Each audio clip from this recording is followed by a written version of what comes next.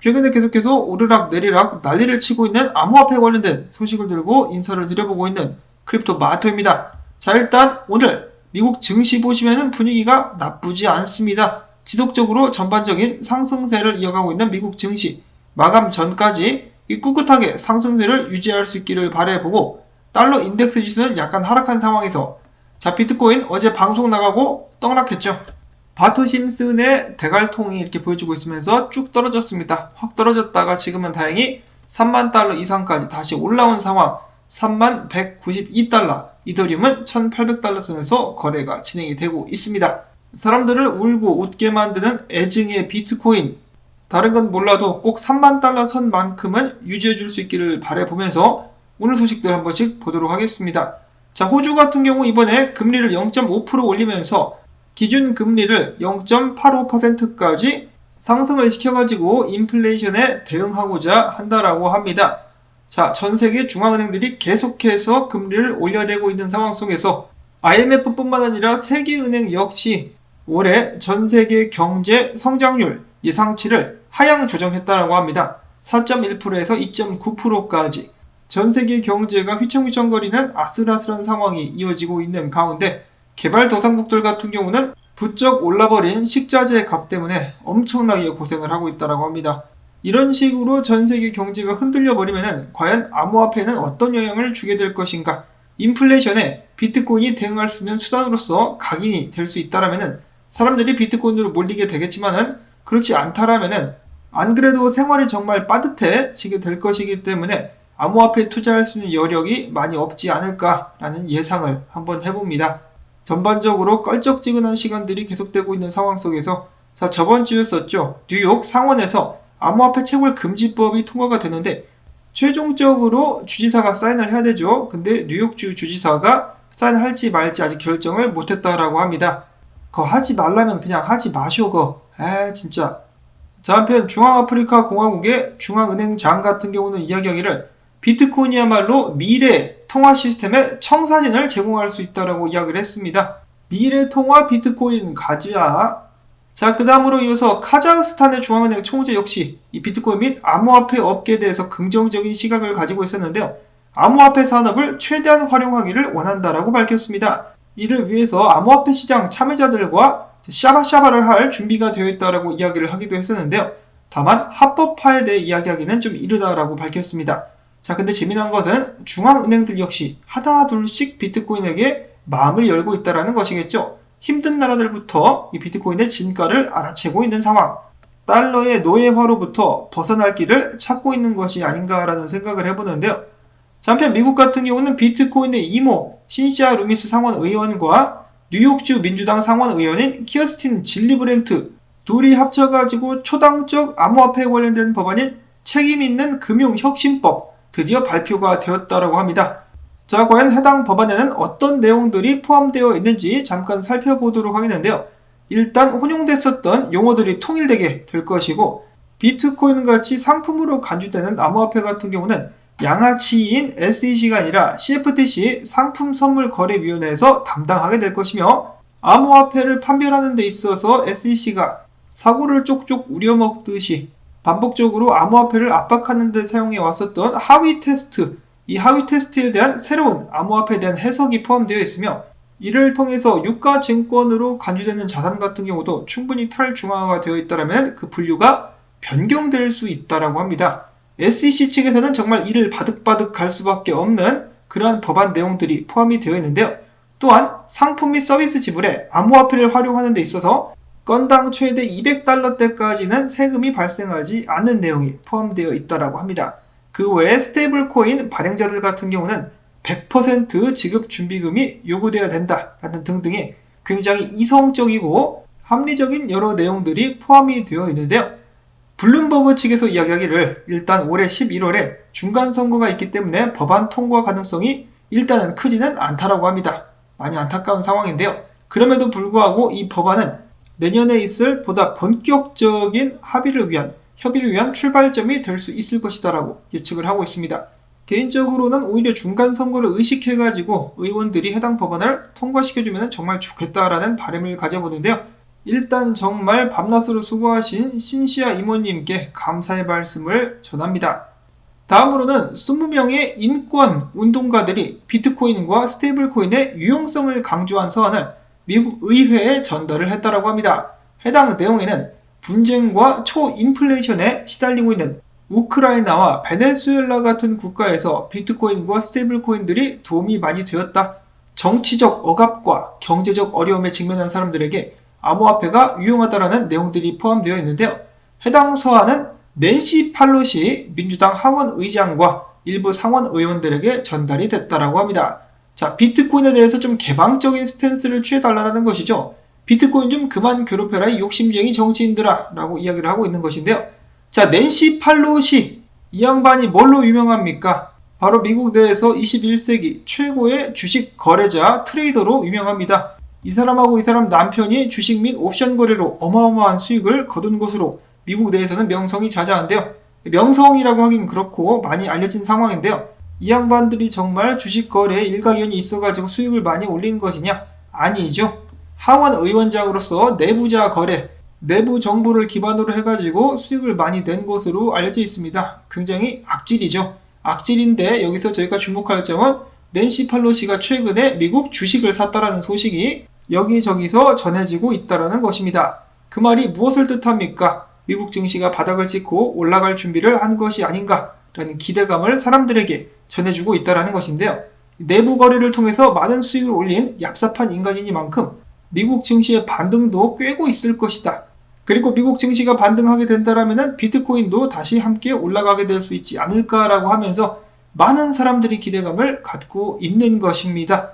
자, 과연 본격적인 반등장은 펼쳐질 수 있을 것인가? 코인시어스 보고서에 따르면 최근에 비트코인 도미넌스 상승 때문인지는 모르겠지만 알트코인들보다 투자자들이 비트코인을 선호하고 있다고 합니다. 특히 이더리움 펀드 같은 경우는 계속해서 돈이 빠져나가고 있는 안타까운 상황들이 이어지고 있는데요.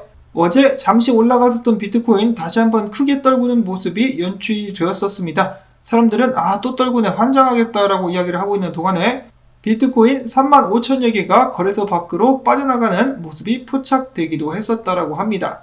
자, 누군가가 비트코인을 계속해서 사고 있다는 소식은 계속해서 들려왔었죠.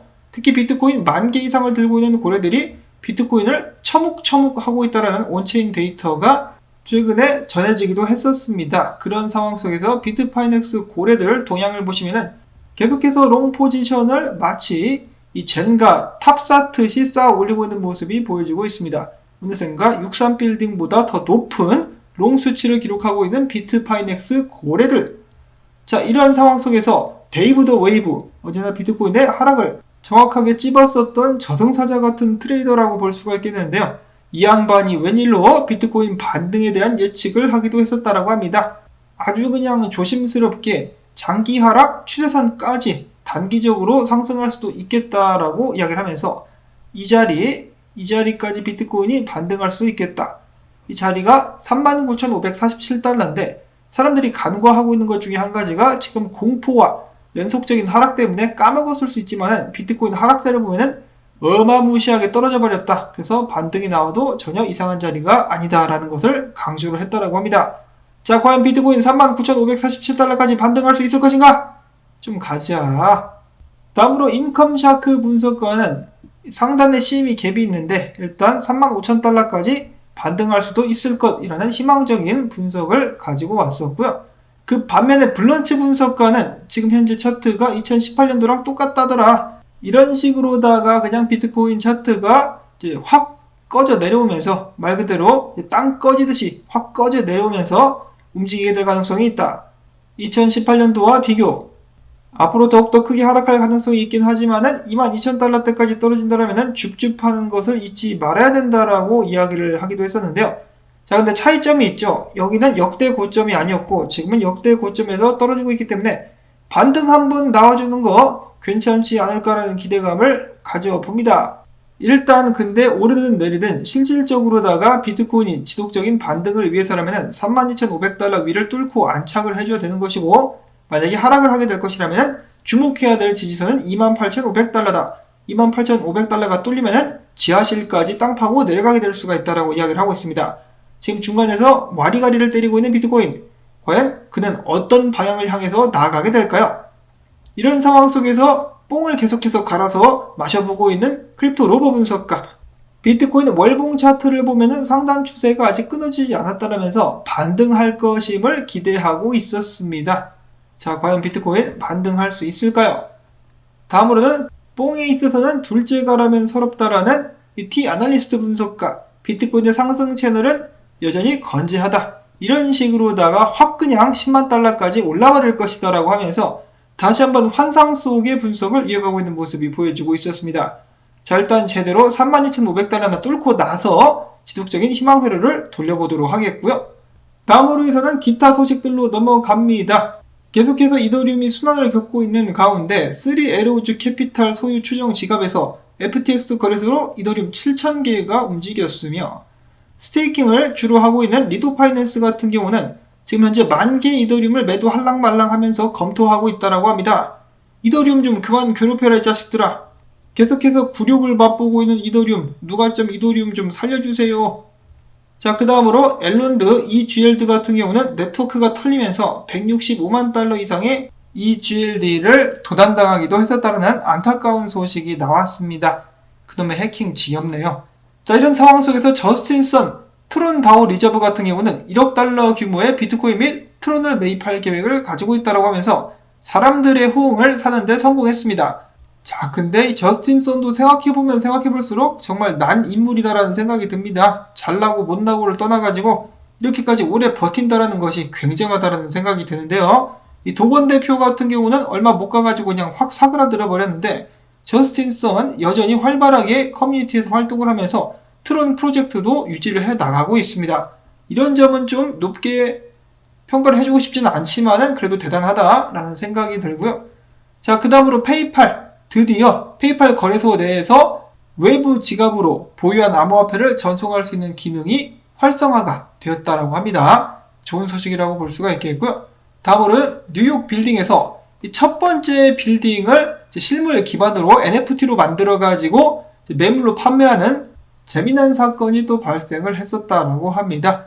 자, 미국에서 NFT로 등록된 상업용 부동산 매각의 첫 사례가 될 것이라고 하는데요. 이 NFT를 사면은 해당 빌딩을 보유하게 되는 것이죠. 즐겁고 신나는 NFT 세상 가즈아.